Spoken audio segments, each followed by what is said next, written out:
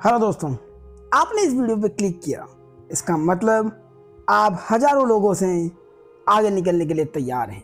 जरा सोचिए, अगर आपकी ज़िंदगी हर दिन बस 1% बेहतर हो जाए तो 1 साल बाद आप कहाँ खड़े होंगे। और अब उल्टा भी सोचिए, अगर आपने वही पुरानी गलतियाँ, वही बहाने, वही कमजोरी, वही गलत फैसले दोहराए तो अगले 1 साल बाद आपके हालात कैसे होंगे। जिंदगी का सबसे बड़ा खेल मैदान के बाहर नहीं बल्कि आपके दिमाग के अंदर चलता है, और जहां जीतने वाला वही होता है जो मानसिक रूप से टफेस्ट बनता है।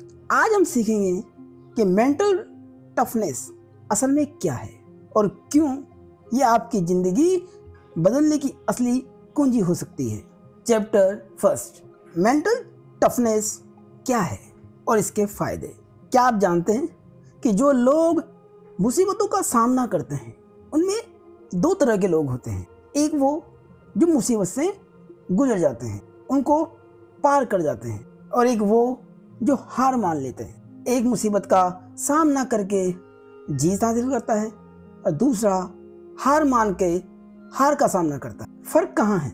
यही फर्क है मेंटल टफनेस का। हम अक्सर गिफ्ट और टफनेस को एक जैसा मान लेते हैं, लेकिन असल में मेंटल टफनेस सिर्फ लंबी दौड़ झेलने की क्षमता नहीं बल्कि हर कठिन परिस्थिति में अपने माइंड को स्थिर, फोकस्ड और सॉल्यूशन ड्रिवन रखना है। समस्या ये है कि अधिकतर लोग दबाव में टूट जाते हैं। एग्जाम के वक्त हाथ कांपने लगते हैं, कईयों के जॉब इंटरव्यू में दिमाग ब्लैंक हो जाते हैं, या पर्सनल सेटबैक आने पर डिप्रेशन में चले जाते हैं। यानी बाहर की स्थिति से ज़्यादा हमें अंदर का डर हराता है। मेंटल टफनेस हमें यह सिखाती है कि मुश्किलें परमानेंट नहीं होती। ये एक स्किल है जिसे ट्रेन किया जा सकता है। टफनेस का मतलब ये नहीं है कि आप भावनाएं दबा दें, बल्कि ये है कि आप अपने इमोशन को कंट्रोल करके सही दिशा में इस्तेमाल करें। कल्पना कीजिए, आप एग्जाम हॉल में बैठे हैं, आपके चारों तरफ नर्वस है, लेकिन आपका दिमाग शांत है। आप ब्रीथ कर रहे हैं, अच्छे से सांस ले रहे हैं, सवाल टफ आते हैं, फिर भी पैनिक नहीं करते। आप स्टडी होकर जवाब लिखते जाते हैं। यही असली मेंटल टफनेस की शक्ति है। असल में टफनेस ये है कि बाहर चाहे कितनी भी अशांति, अस्थिरता या परेशानी हो, लेकिन अंदर क्लैरिटी और कॉन्फिडेंस भरा हुआ है। यही स्किल आपकी प्रोडक्टिविटी, डिसीजन मेकिंग और ओवरऑल हैप्पीनेस को बढ़ाती है। मेंटल टफनेस का मतलब ये नहीं है कि आप कभी गिरेंगे ही नहीं, बल्कि ये है कि हर बार गिरने के बाद आप और मजबूत होकर उठेंगे। साइकोलॉजी कहती है कि जब आप आपदा को एक चैलेंज की तरह देखते हैं, न कि थ्रेट की तरह, तो हमारा दिमाग ज़्यादा क्रिएटिव सॉल्यूशन निकालता है। टफनेस एक मसल की तरह है, जितना यूज़ करेंगे उतना ही स्ट्रॉन्ग होगा। ठंडी हवा आपके चेहरे से टकरा, दिल तेज धड़कता है, लेकिन आप क्लेम रहते हैं। बाहर शोर है, पर आपके कानों में सिर्फ आपकी स्टडी सांसों की आवाज़ गूंज रही है। एक स्टूडेंट को याद की जो हर बार टेस्ट के पहले पैनिक कर जाता है, लेकिन जब उसने रोज 10 मिनट ब्रीदिंग प्रैक्टिस की, धीरे धीरे उसकी एंजाइटी कम होने लगी, उसका कॉन्फिडेंस बढ़ने लगा। आज खुद से पूछिए, मेरी ज़िंदगी में कौन सी छोटी सी असुविधा मौजूद है जिसे मैं आज फेस करके अपने दिमाग को मजबूत बना सकता हूँ। एक छोटा सा डिस्कम्फर्ट चुनें और अगले 24 घंटे में उससे भागने की बजाय उसका सामना करें। एक एथलीट जो इंजरी के बाद भी कमबैक करता है। लेकिन टफनेस सिर्फ जीने के लिए नहीं, यह आपकी ज़िंदगी में हिडन फायदे भी लाती है। जानेंगे अगले चैप्टर 2, मेंटली टफ लोगों की ट्रस्ट और एनिमीज ऑफ टफनेस। क्या आपने कभी सोचा है कुछ लोग बार बार गिरकर भी आगे बढ़ते रहते हैं, जबकि बाकी थोड़े से दबाव में ही टूट जाते हैं। असली फर्क इनकी मेंटल वायरिंग में छुपा होता है। मेंटल टफ लोग अलग दिखते हैं, इसलिए नहीं कि उनके पास कोई जादुई शक्ति है, बल्कि इसलिए कि उन्होंने अपने माइंड को अलग ढंग से ट्रेन किया होता है। उनके अंदर कॉमन ट्रेट्स होते हैं, उनमें पेशेंस, सेल्फ बिलीफ और परिस्थिति को स्वीकार करने की एबिलिटी होती है। लेकिन जैसे ट्रेट्स उनके अंदर होते हैं, वैसे ही कुछ दुश्मन भी होते हैं जो टफनेस को धीरे धीरे खत्म कर देते हैं। जरा इमेजिन कीजिए, एक स्टूडेंट जो हर बार छोटे टेस्ट में भी नर्वस हो जाता है, या कोई एक एम्प्लॉय जिसे थोड़ा सा क्रिटिसिज्म मिला और उसने खुद को नाकाम मान लिया। असल में यही असली दुश्मन है। अपने से नेगेटिव सेल्फ टॉक करना, नाकामी का डर, अपने कंफर्ट जोन में फंसे रहना और दूसरों की अप्रूवल पर जीना। मेंटल टफ लोग इन एनिमीज को पहचान लेते हैं और धीरे धीरे न्यूट्रलाइज कर देते हैं। इसे ऐसे समझते हैं, जब नेगेटिव सेल्फ टॉक कहता है मैं नहीं कर पाऊंगा, तो मेंटल टफ लोग इन वाक्यों को रिफ्रेम करते हैं और कहते हैं मैं कोशिश करके सीख सकता हूँ। जब कंफर्ट जोन उन्हें रोकता है, तो ये जानबूझकर डिस्कम्फर्ट चुनते हैं, एक्स्ट्रा चैलेंज लेते हैं, नई स्किल सीखते हैं और रिस्क उठाते हैं। सोचिए, एक बॉक्सर के चेहरे पर चोट लगी है, खून बह रहा है, सामने ऑडियंस चीख रही है। ज़्यादातर लोग हार मान जाते हैं या हार मान लेते हैं, लेकिन मेंटली टफ बॉक्सर अपनी इनर वॉइस को सुनता है। अभी मेरी फाइट बाकी है। वो खड़ा होता है, अपनी सांसों को नियंत्रित करता है और फिर से लड़ाई में लौट आता है। ट्रेट्स और एनिमीज दोनों साथ साथ चलते हैं। फर्क सिर्फ ये है कि आप किसे ज़्यादा तवज्जो देते हैं। मेंटल टफनेस का मतलब है अपनी इनर स्ट्रेंथ को रोज मजबूत करना, अपनी मेंटल एनिमीज को रोज कमज़ोर करना। साइकोलॉजी में इसे न्यूरोप्लास्टिसिटी कहते हैं। दिमाग जिस पैटर्न को बार बार दोहराता है, वही आदत बन जाती है। ट्रेट्स को रिपीट करने से पॉजिटिव सर्किट्स मजबूत होते हैं, नेगेटिव पैटर्न्स को रोकने से उनकी पकड़ कमज़ोर होती चली जाती है। दिमाग के भीतर जैसे दो आवाज़ें लड़ रही हो, एक कह रही है हार मान लो और दूसरी धीमे से कहती है जरा और टिक जाओ। आप पसीने से तरबदर है, दिल धड़क रहा है, लेकिन जब आप अपनी इनर की स्ट्रेंथ को सुनते हैं, उस आवाज़ को महसूस करते हैं, आप उठ खड़े होते हैं आगे बढ़ने के लिए। एक यंग आर्टिस्ट जो बार बार अपने काम पर क्रिटिसिज्म सुनता था, शुरुआत में टूट जाता था, लेकिन फिर उसने तय किया हर कमेंट से एक लेसन निकालूंगा। धीरे धीरे क्रिटिसिज्म उसका दुश्मन नहीं बल्कि मेंटोर बन गया। आज खुद से पूछिए, मेरे ट्रेट्स दुश्मन कौन से हैं जो मुझे रोकते हैं? क्या वो डर, आलस या नकारात्मक सोच है? और वो कौन सा ट्रेट है जिसे मैं आज से मजबूत कर सकता हूँ, उसे ट्रेन कर सकता हूँ, उसकी स्ट्रेंथ को बढ़ा सकता हूँ? एक दुश्मन लिखें और उसके काउंटर ट्रेट को रोज अप्लाई करें। एक रनर जो थकान के बावजूद हर दिन थोड़ा एक्स्ट्रा दौड़ता है।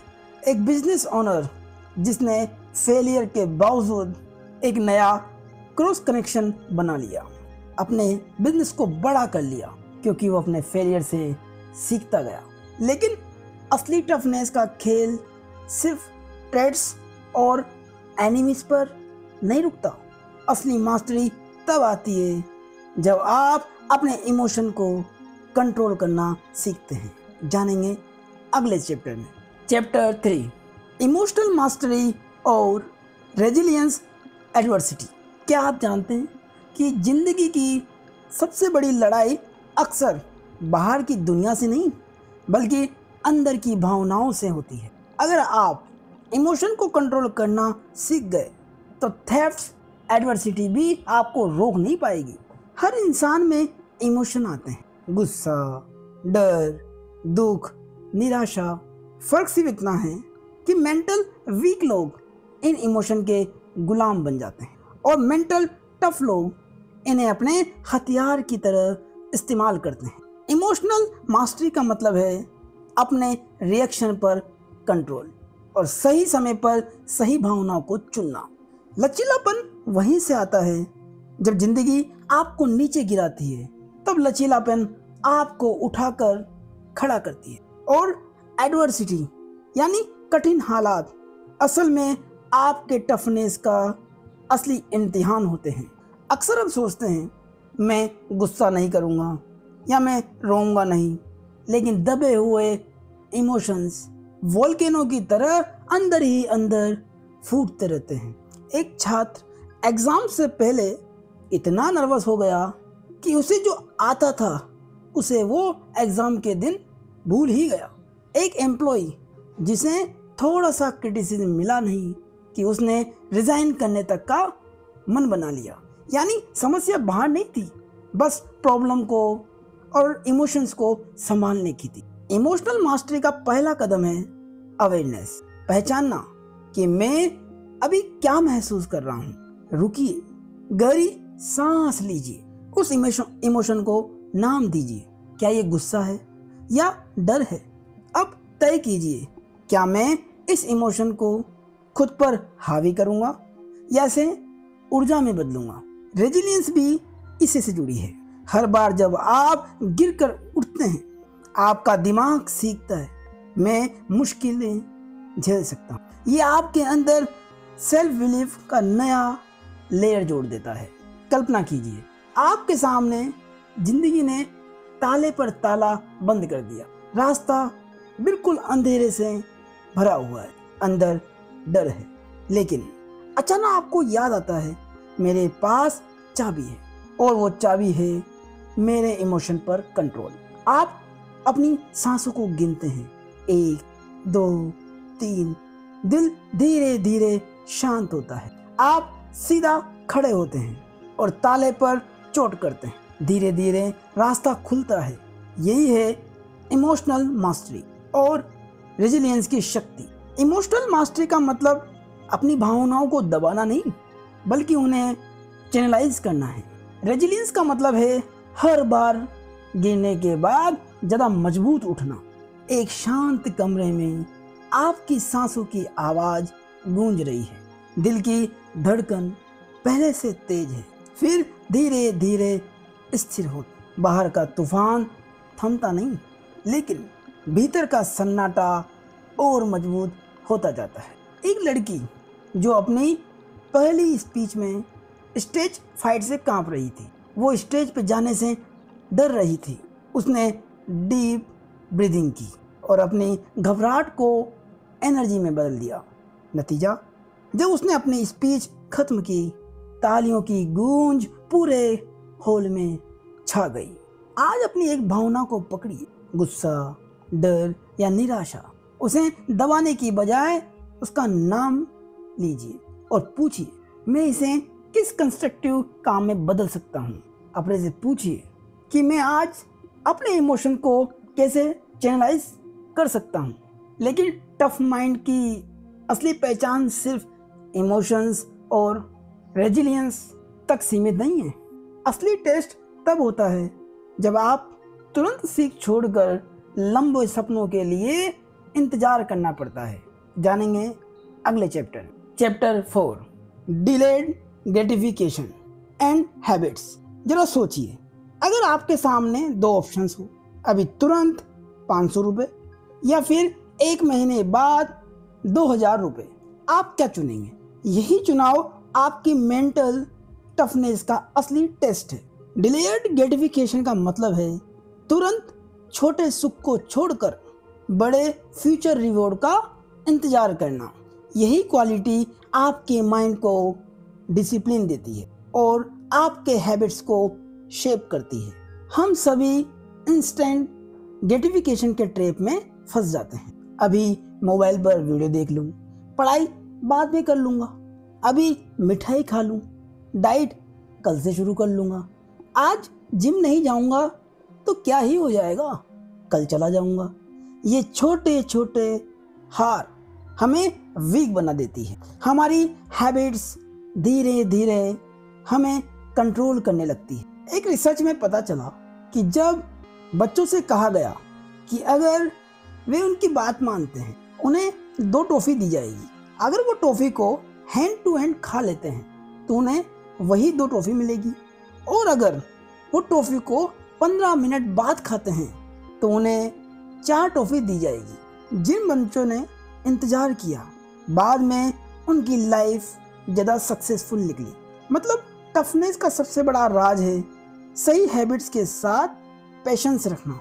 कल्पना कीजिए आपके सामने आपकी फेवरेट डिश रखी है, उसकी खुशबू चारों ओर फैल रही है, लेकिन आप मुस्कुरा कर कहते हैं मैं इसे कल स्पेशल डे पर खाऊंगा, आज नहीं। उसी पल आपके अंदर एक विजेता पैदा होता है। ये छोटी जीत ही आपके दिमाग की सबसे बड़ी ट्रेनिंग है। हैबिट्स हमारे करेक्टर की ईंटें हैं और डिलेयर्ड ग्रेटिफिकेशन वो सीमेंट है जो इन्हें जोड़ता है।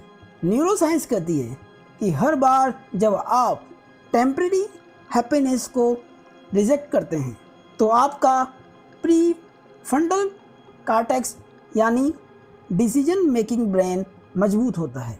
हैबिट्स कंपाउंड इफेक्ट बनाती है। छोटा सा डेली एक्शन लंबे समय में बड़ा फर्क डालता है। टाइम टिक टिक कर रहा है, आपकी आंखों के सामने आपकी फेवरेट आइसक्रीम रखी है, लेकिन आप स्टडी ब्रीथिंग करते हैं और मुस्कुराते हैं। मैं इंतज़ार कर सकता हूँ, यही असली पावर है। एक स्टूडेंट जो हर दिन पढ़ाई छोड़कर मोबाइल चलाता था, लेकिन उसने एक हैबिट ट्रैकर बनाया। आज मोबाइल तभी मिलेगा जब 2 घंटे पढ़ाई पूरी होगी। धीरे धीरे उसकी पढ़ाई की कंसिस्टेंसी बढ़ गई। आज खुद से पूछिए कि किस इंस्टेंट हैप्पीनेस को मैं अगले 24 घंटे के लिए डिले कर सकता हूँ ताकि अपनी विल पावर को ट्रेन कर सकूँ। एक छोटी सी आदत चुनें और उसे लिखकर ट्रैक करें। एक राइटर जिसने हर दिन सिर्फ 500 शब्द लिखने की हैबिट बनाई और सालों बाद जो काम होने वाला था वो कुछ ही सालों में पूरा हो गया। उसकी किताब बनकर पूरी हो गई। लेकिन टफनेस सिर्फ हैबिट और पेशेंस पर नहीं टिकती। आपकी नेचुरल हैबिट्स, कॉन्फिडेंस और एटीट्यूड भी इसमें बड़ी भूमिका निभाते हैं। जानेंगे अगले चैप्टर 5 टैलेंट, एबिलिटी, कॉन्फिडेंस और एटीट्यूड का पावर। क्यों कुछ लोग अपनी एक्स्ट्रा ऑर्डिनरी एबिलिटी के बावजूद हार मान लेते हैं और कुछ साधारण लोग बड़े बड़े रिकॉर्ड्स बना जाते हैं। राज टैलेंट में नहीं, एटीट्यूड और कॉन्फिडेंस में छुपा है। हम अक्सर सोचते हैं अगर मेरे पास ज़्यादा टैलेंट होता तो मैं और भी बड़ी सफलता पाता, लेकिन क्या ये सच में है? इतिहास गवाह है कई लोग जिनके पास लिमिटेड एबिलिटी थी, उन्होंने सिर्फ अपने कॉन्फिडेंस और पॉजिटिव एटीट्यूड से दुनिया बदल दी। टैलेंट की एक समस्या है, केवल उसी पर भरोसा किया जाए तो एरोगेंस आ जाता है और मेहनत की आदत कमज़ोर हो जाती है। एक खिलाड़ी जिसके पास नेचुरल टैलेंट था लेकिन मेहनत छोड़ दी, नतीजा दूसरे डिसिप्लिन खिलाड़ियों ने उसे पीछे छोड़ दिया। दूसरी तरफ कई लोग अपनी एबिलिटी पर शक करते हैं और सोचते हैं मैं तो एवरेज हूँ। यही डाउट उनके कॉन्फिडेंस को ख़त्म कर देता है। असल टफनेस ये है कि भले ही आप में एबिलिटी कितनी ही हो पर उसमें ग्रोथ माइंडसेट जोड़ें। कॉन्फिडेंस आपको ये विश्वास दिलाता है कि मैं सीख सकता हूँ, मैं एडेप्ट कर सकता हूँ। एटीट्यूड आपको हर फेलियर से लेसन निकालने की ताकत देता है। कल्पना कीजिए 2 खिलाड़ी दौड़ रहे हैं, एक तेज है पर आधे रास्ते में जाकर हार मान लेता है। दूसरा थोड़ा धीमा है, लेकिन उसकी आंखों में जिद है, मैं फिनिश लाइन पार कर लूँगा। धीरे धीरे वो गैप कम करता है, वो फिनिश लाइन के करीब पहुंचता जाता है और अंत में जीत जाता है। यानी असली जीत एबिलिटी से नहीं, एटीट्यूड से मिलती है। टैलेंट ईश्वर द्वारा दिया गया गिफ्ट है, एबिलिटी रिसोर्स है, लेकिन इन्हें फ्यूल देता है आपका कॉन्फिडेंस और स्टेयरिंग को पकड़ता है आपका एटीट्यूड। साइकोलॉजी कहती है कि हाई कॉन्फिडेंस वाले लोग फेलियर्स को थ्रेट नहीं बल्कि चैलेंज मानते हैं। ग्रोथ माइंडसेट का प्रिंसिपल है, टैलेंट फिक्स्ड हो सकता है, लेकिन स्किल और रिजल्ट्स प्रैक्टिस से बढ़ते हैं। भीड़ में तालियां गूंज रही है, आपके कंपटीटर तेज दौड़ रहे हैं, पसीना आंखों में जा रहा है, लेकिन आपके दिमाग में बस एक आवाज़ है, मैं रुकूंगा नहीं। यही आवाज़ आपको आगे धकेलती है। एक स्टूडेंट जो हर बार टॉपर्स के आगे खुद को छोटा मानता था, उसने तय किया, मैं हर दिन 1 घंटा एक्स्ट्रा मेहनत करूंगा। कुछ महीनों बाद उसी ने टॉपर्स को पीछे छोड़ दिया। उसकी एबिलिटी तो एवरेज थी, लेकिन एटीट्यूड एक्स्ट्रा ऑर्डिनरी था। आज खुद से पूछिए, क्या मैं अपनी एबिलिटी को अंडर एस्टिमेट कर रहा हूँ, और क्या मेरा एटीट्यूड मुझे आगे खींच रहा है या पीछे रोक रहा है? एक सिचुएशन लिखिए जहां आपने अपनी एबिलिटी कम आंकी हो, उसे रिफ्रेम कीजिए। मैं बढ़ सकता हूँ, मैं कर सकता हूँ, मैं जीत सकता हूँ। एक एंटरप्रेन्योर जिसके पास बहुत टैलेंट नहीं था, लेकिन उसका एटीट्यूड स्ट्रॉन्ग था, जीतने का एटीट्यूड। धीरे धीरे उसने एक कंपनी बनाई और बहुत बड़ा एम्पायर खड़ा किया। लेकिन दोस्तों, कॉन्फिडेंस और एटीट्यूड के बाद टफेस्ट हर्डल आता है। आपके अपने दिमाग के अंदर की आवाज कहती है, तुमसे नहीं होगा। जानेंगे अगले चैप्टर में।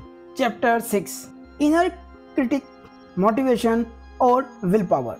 क्या आपने कभी अपने ही दिमाग की उस आवाज को सुना है जो कहती है तुमसे नहीं होगा? यही इनर क्रिटिक आपकी सबसे बड़ी रुकावट है। लेकिन अगर आप इसे जीत सके, आपने इसे जीतना सीख लिया, तो आपकी विल पावर और मोटिवेशन आपकी ढाल बन जाएंगे।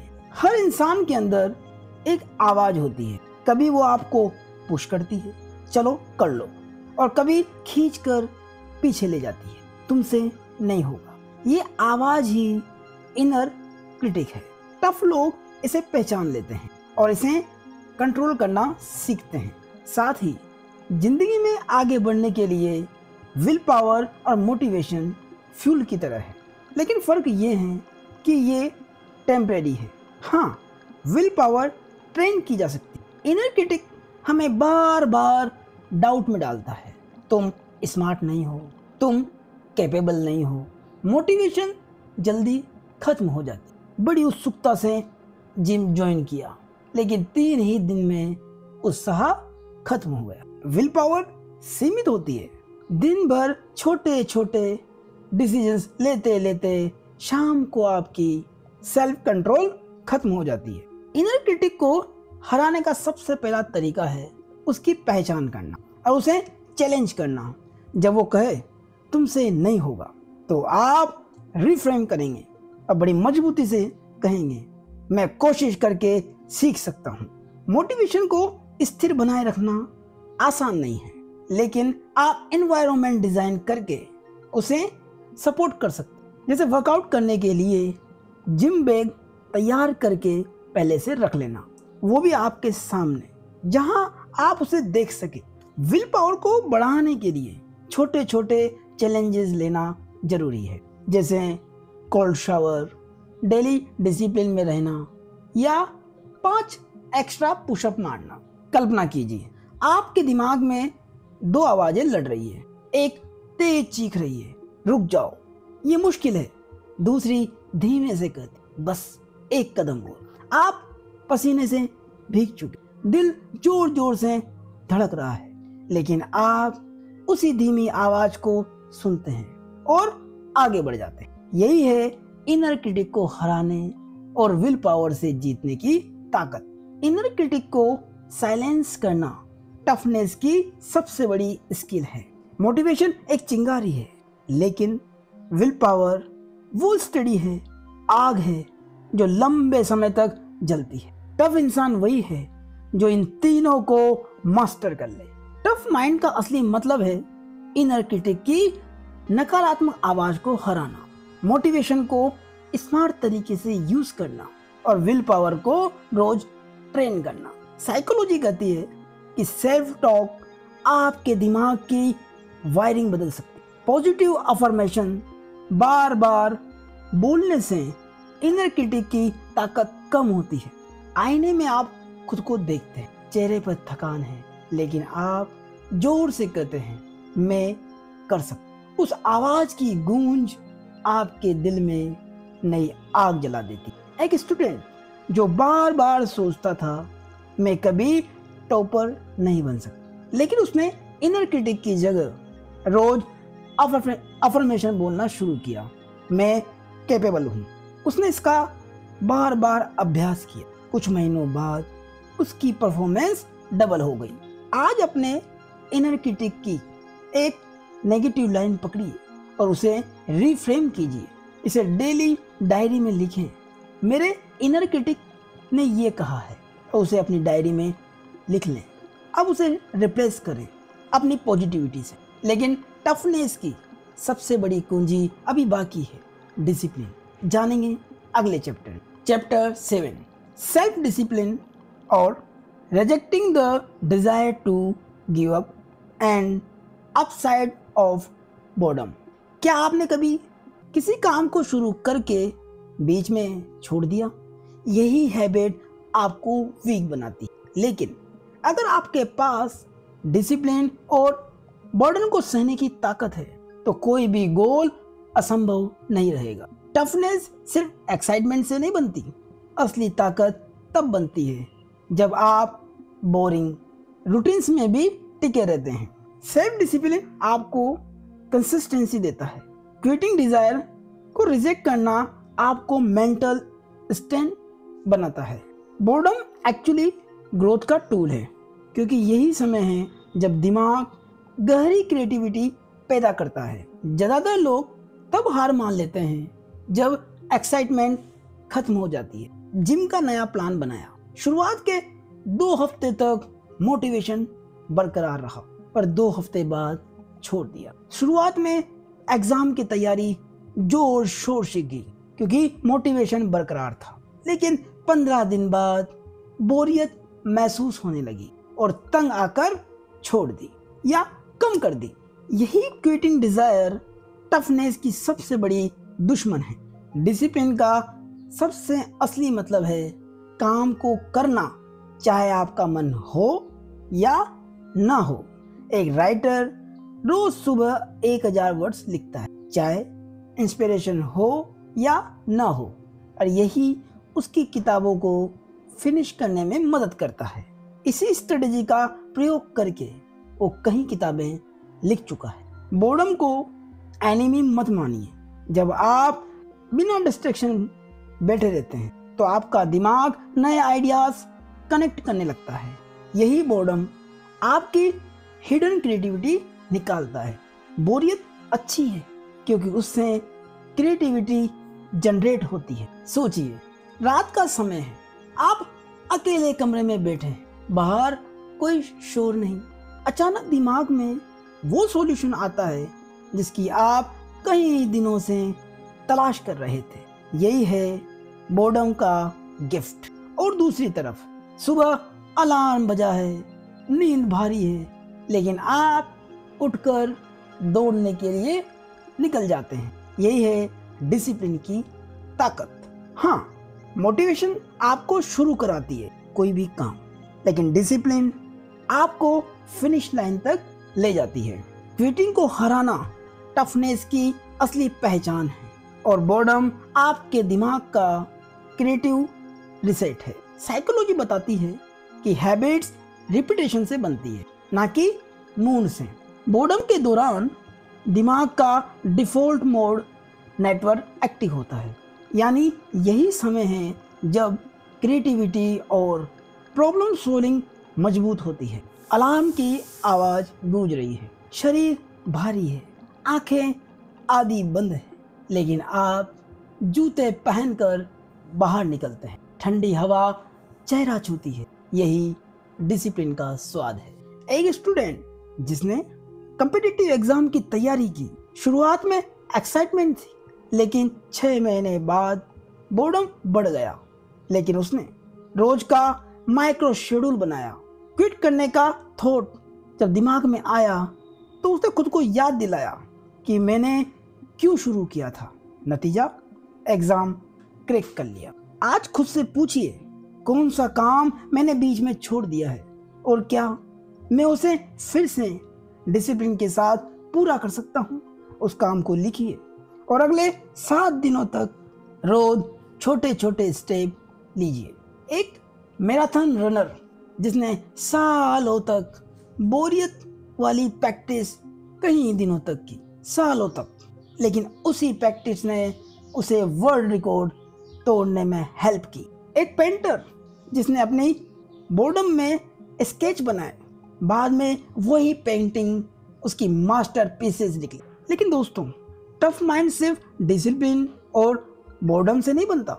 इसकी असली चमक फेलियर से सीखने में है। जानेंगे अगले चैप्टर 8, फेलियर लेसन और नेवी शील्ड मैथ 3। क्या आप जानते हैं जिन लोगों ने सबसे बड़ी जीतें हासिल की, वे असल में उन्हीं लोगों में से एक थे जिन्होंने सबसे ज़्यादा बार गिरकर भी उठना सीखा और दुनिया के सबसे ज़्यादा टफ योद्धा बने।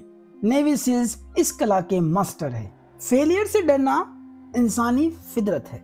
हम सोचते हैं अगर मैं गिरा तो लोग हंसेंगे, लेकिन सच ये है कि हर सक्सेस के पीछे फेलियर छुपा होता है। ऐसा कोई सक्सेसफुल नहीं है जो कभी फेलियर का सामना न किया हो।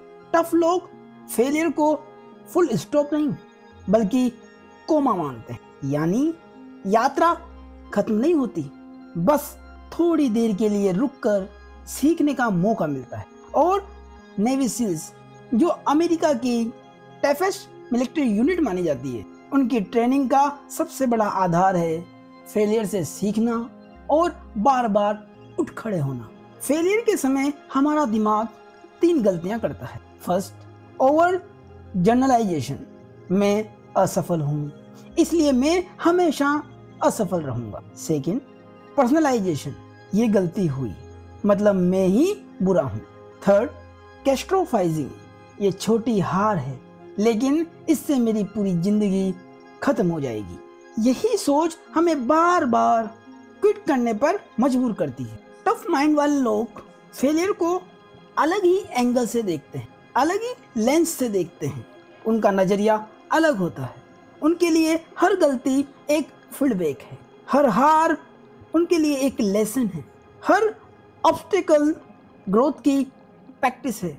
नेवी सील्स ट्रेनिंग में रिक्रूट्स को इतना पुश किया जाता है कि वे बार बार असफल हो, लेकिन ये फेलियर उन्हें रेजिलियंस सिखाता है। उनका गोल्डन रूल है, एम्ब्रेस द शक, मतलब दर्द, तकलीफ, असफलता, इन्हें एक्सेप्ट करो और इनसे सीखो। कल्पना कीजिए, एक ट्रेनिंग नेवी शील ठंडी रात में गीली रेत पर पड़ा है, उसका शरीर कांप रहा है, इंस्ट्रक्टर चिल्ला रहा है, क्विट करो, क्विट कर दो, लेकिन ट्रेनी अपनी इनर वॉइस को सुनता है, बस 1 मिनट और, बस 1 मिनट और। वो हार मानने से मना कर देता है। सुबह होते होते वही ट्रेनिंग टफनेस की नई भाषा बन चुका होता है। फेलियर आपको परिभाषित नहीं करता, ये आपको रिफाइन करता है। नेवी शील की तरह टफ लोग हर बार उठते हैं और कहते हैं, नॉट डेड, नॉट डन।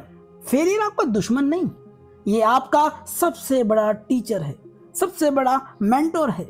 अगर आप इसे नेवी शील की तरह अपने गले लगाना सीख गए तो कोई एडवर्सिटी आपको तोड़ नहीं सकती। रात की ठंडी हवा, नमकीन रेत का खुरदरा स्पर्श, इंस्ट्रक्टर की तेज चीखें और आपके दिल में सिर्फ एक आवाज, मैं झुकूंगा नहीं। एक स्टूडेंट जो बार बार एग्जाम में फेल हुआ, शुरू में वो टूट गया, लेकिन फिर उसने हर फेलियर को एनालाइज किया। कहाँ गलती हुई, कहाँ सुधार किया जा सकता है, कहाँ सुधार की जरूरत थी। अगले साल उसी स्टूडेंट ने टॉपर बनकर सबको चौंका दिया। आज सोचिए, पिछले 6 महीनों में आपकी कौन सी सबसे बड़ी असफलता रही और उसमें से 3 लेसन आप क्या निकाल सकते हैं। फेलियर लॉग बनाइए और हर सेटबैक से सीखिए, उसे लिखकर। लेकिन टफनेस का असली फायदा तभी है जब आप इसे डेली लाइफ में प्रैक्टिकली यूज करें। जानेंगे अगले चैप्टर 9, प्रैक्टिकल एप्लीकेशंस और 10 स्टेप ट्रेनिंग प्रोग्राम। जरा सोचिए, अगर आपके पास टफनेस बढ़ाने का एक टेस्टेड रोड मैप हो तो आप कहाँ तक जा सकते हैं। क्या हो अगर आपके पास 10 ऐसे छोटे छोटे कदम हो जिन्हें अपनाकर आप भी नेवी सील्स जैसी ग्रिड बना ले। अब तक हमने टफनेस के प्रिंसिपल्स देखे, लेकिन थ्योरी तभी काम करती है जब वो डेली लाइफ में उतर जाए। सिर्फ बैटलफील्ड या स्पोर्ट्स में नहीं, बल्कि एग्जाम, ऑफिस, रिलेशनशिप, हेल्थ में भी इक्वली जरूरी है। लोग अक्सर कहते हैं मैं टफ बनना चाहता हूँ, लेकिन प्रॉब्लम ये है कि वे क्लियर स्टेप्स फॉलो नहीं करते। बिना रोड मैप के टफनेस बनाना वैसा है जैसे बिना नक्शे के सफ़र करना। बिना रोड मैप के रिजल्ट्स का कोई पता नहीं। कंफ्यूजन बढ़ सकती है और क्विटिंग की इच्छा हो सकती है और पुरानी आदतों में लौट सकते हैं। सॉल्यूशन सिंपल है, छोटे एक्शनेबल स्टेप्स लेना। डेमन जेरियाडस एक 10 स्टेप प्रोग्राम बताते हैं जिससे टफनेस को सिस्टमेटिकली बिल्ड किया जा सकता है। कल्पना कीजिए, आप हर दिन इन स्टेप को फॉलो करते हैं। धीरे धीरे आप खुद को सिचुएशन में पाते हैं जहां आप पहले पैनिक हो जाते थे या रिजेक्शन मिलने के पर अब आप टूटने की बजाय मुस्कुराकर सोचते हैं नेक्स्ट टाइम बेटर करेंगे। यही है प्रैक्टिकल टफनेस की ताकत। मेंटल टफनेस कोई मिस्ट्री नहीं, ये डेली डिसिप्लिन और छोटे कंसिस्टेंट एक्शन का रिजल्ट है। टफनेस थ्योरी से नहीं आती, ये क्लियर फ्रेमवर्क और छोटे कंसिस्टेंट स्टेप्स से आती है। वो 10 स्टेप प्रैक्टिकल प्रोग्राम कुछ इस तरह है। First, clarity. अपना बड़ा गोल लिखें और छोटे छोटे टुकड़ों में बांटें। Second, self talk. अपनी नेगेटिव बातों को या नेगेटिव थॉट को पॉजिटिव थॉट से बदलें। Third, micro discipline. अपने गोल को पाने के लिए छोटे छोटे नियम बनाएं जो आपके बड़े गोल की ओर आपको बढ़ाए, या यूँ कहें कि अपने गोल के छोटे छोटे टुकड़े कर दीजिए और उन पर एक्शन लीजिए। Fourth, failure log. जब भी कोई सफलता मिले तब तो ठीक है, लेकिन जब फेलियर का सामना करना पड़े तब उससे सीखिए। उस फेलियर पर ध्यान दीजिए कि उसमें ऐसा कौन सा लेसन है, ऐसी कौन सी सीख है जो आपको आपके गोल को पाने में हेल्प कर सकती है। Fifth, discomfort training. ऐसे कामों को तय करें जिससे आपका दिमाग और शरीर असहज हो, थोड़ी तकलीफ हो, आप अनकंफर्टेबल महसूस करें, उन कामों को करें। 6, विजुअलाइजेशन। अपने सपने को विजुअलाइज करें। अपने उस गोल को इस तरह से महसूस करें कि आप उसे पा चुके, आपने उस गोल को हासिल कर लिया। इसको विजुअलाइज करें। उस क्षण में अपने आप को रख कर देखें जब वो गोल आपको मिल जाएगा या मिल चुका है, ऐसा महसूस। 7, स्मॉल विंस। रोज छोटी छोटी जीत को सेलिब्रेट करें जिससे आपका कॉन्फिडेंस बढ़ता चला जाएगा। 8, फोकस प्रैक्टिस। अपने मोबाइल या हर उस चीज को अपने से दूर करें जो आपको डिस्ट्रैक्ट करता है, जो आपको अपने गोल से दूर ले जाता है, और उन कामों को डीपली करने की आदत डालें जो आपको आपके गोल तक ले जाए। 9. अकाउंटेबिलिटी। अपने गोल किसी ट्रस्टेड पर्सन के साथ ही शेयर करें। 10. कंसिस्टेंसी। सबसे ज़रूरी चीज़, हर दिन अपने गोल की प्राप्ति के लिए छोटे छोटे स्टेप लेते रहना, चाहे मन हो या ना हो। आप डायरी लिखते हैं, उसमें अपने गोल लिखते हैं, हर स्टेप को टिक करते हैं। टिकिंग साइन आपको याद दिलाती है कि आप प्रोग्रेस कर रहे हैं। बाहर हल्की बारिश हो रही है, लेकिन आपके अंदर डिटर्मिनेशन की आग जल रही है। एक स्टूडेंट जिसने कॉम्पिटिटिव एग्ज़ाम की तैयारी के लिए डेली 10 स्टेप रूटीन बनाया। शुरू में मुश्किल लगा, लेकिन 3 महीने बाद उसका कॉन्फिडेंस और फोकस दोनों 2 गुना हो गए। आज अपने लिए 10 स्टेप रूटीन में से 2 स्टेप चुनिए और अगले 7 दिन तक रोज फॉलो कीजिए। हर रात टिक करके ट्रैक कीजिए कि आपने वो काम किया या नहीं किया। एक एंटरप्रेन्योर जिसने 10 स्टेप फॉर्मूला का यूज़ किया और एक ही साल में करोड़ों की कंपनी बनाई।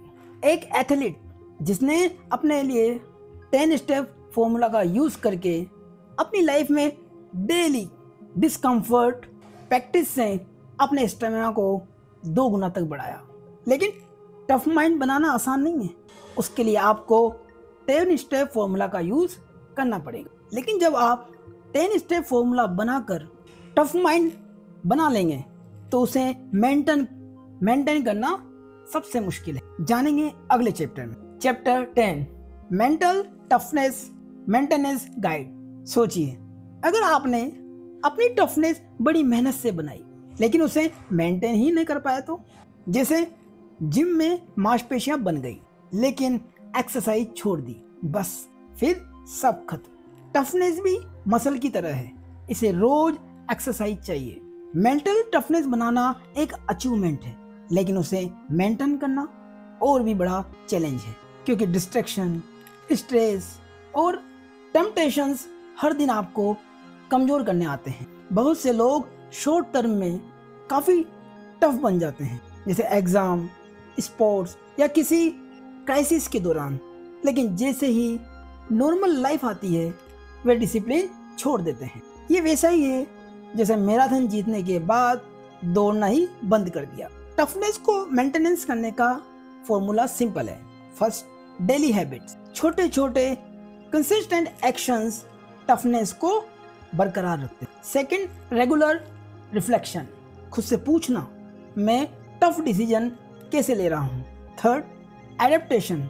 समय के साथ अपनी टफनेस स्ट्रेटजी को बदलना। कल्पना कीजिए, आप छोटे छोटे डिसिप्लिन फॉलो करते हैं, एक दिन अचानक क्राइसिस आता है, लेकिन आप शांत, फोकस्ड और टफनेस के साथ खड़े रहते हैं। ये मैजिक नहीं बल्कि आपके मेंटेनेंस का रिजल्ट है। टफनेस बनाना कोई शॉर्ट रेस नहीं है, लेकिन टफनेस को मेंटेन करना एक मैराथन है, और ये मैराथन डेली विंस और रिफ्लेक्शन से जीती जाती है। टफनेस एक लाइफ टाइम प्रैक्टिस है, इसे निरंतर रखने के लिए आपको हैबिट्स, रिफ्लेक्शन और एडेप्टेबिलिटी की ज़रूरत होती है। साइकोलॉजी कहती है कि हैबिट्स ही लॉन्ग टर्म आइडेंटिटी बनाती है। अगर आप रोज छोटे छोटे एक्ट्स ऑफ टफनेस करेंगे तो वो आपके व्यक्तित्व का हिस्सा बन जाएगा। एक वर्किंग प्रोफेशनल जिसने एग्ज़ाम पास करने के बाद डिसिप्लिन छोड़ दिया, नतीजा फिर से स्ट्रेस में घिर गया। दूसरी तरफ उसका दोस्त जिसने डेली हैबिट्स मेंटेन रखी, वह हर सिचुएशन में शांत, कॉन्फिडेंस और मोटिवेट रहता। आज से एक छोटा हैबिट चुनिए जिसे आप रोज करेंगे, टफनेस को निरंतर बनाए रखने। एक डेली ट्रैकर बनाएं जो 7 दिन तक कंसिस्टेंसी को बनाए रखे। एक एथलीट जिसने रिटायरमेंट के बाद भी रोज डिसिप्लिन मेंटेन रखा, इसलिए अब वो एक कोच बनकर दूसरों को टफ बनाता है। दोस्तों, टफनेस कोई सुपर पावर नहीं है, ये एक चॉइस है जो आप हर दिन करते हैं। हर बार जब आप क्विट करने की सोचते हैं, एक बार जब इनर क्रिटिक आपसे कहता है नहीं होगा और आप फिर भी आगे बढ़ते हैं, उसी पल आप टफनेस को जीते हैं। जरा सोचिए, जब आप एक टफनेस व्यक्तित्व के स्वामी बन चुके होते हैं, तब आप वही इंसान नहीं होंगे। अब आपकी आंखों में आत्मविश्वास हो, आपके दिल में आग होगी और आपके कदमों में वो ताकत होगी जो हर मुश्किल को मात देती है। लेकिन याद रखिए, ये बदलाव तभी होगा जब आप आज पहला कदम उठाएंगे। टफनेस किसी कल का वादा नहीं है, ये आज का एक्शन है। तो मैं आपसे पूछता हूँ, क्या आप तैयार हैं अपनी ज़िंदगी को अगले लेवल पर ले जाने के लिए? अगर आपको ये बुक समरी पसंद आई हो तो वीडियो को लाइक करें, चैनल को सब्सक्राइब करें और कमेंट करके बताएं आप कब 10 स्टेप फॉर्मूला का यूज़ करने वाले हैं। और हाइप बटन पर क्लिक करना ना भूलें। धन्यवाद।